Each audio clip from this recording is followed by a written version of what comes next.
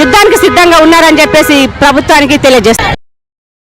పోలవరం జిల్లాలో అక్రమంగా తరలిస్తున్న భారీ వెదురు కలపను అటవీశాఖ అధికారులు పట్టుకున్నారు. దేవీపట్నం మండలం నుంచి రహస్యంగా తరలిస్తున్నట్లుగా సమాచారం రావడంతో దాడి చేసి పెనికిలపాడు, నేలకోట గ్రామాల సమీపంలో 2 వాహనాలను స్వాధీనం చేసుకున్నారు.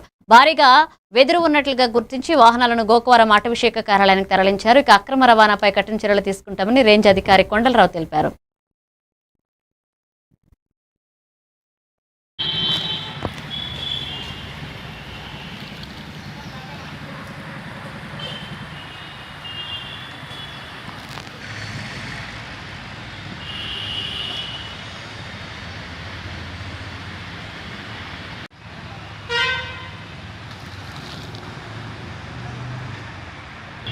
అందరూ కూడా అలర్ట్ చేసి ఈ యొక్క స్పెషల్ రైడ్స్ ని డే అండ్ నైట్ కండక్ట్ చేయడం జరిగింది.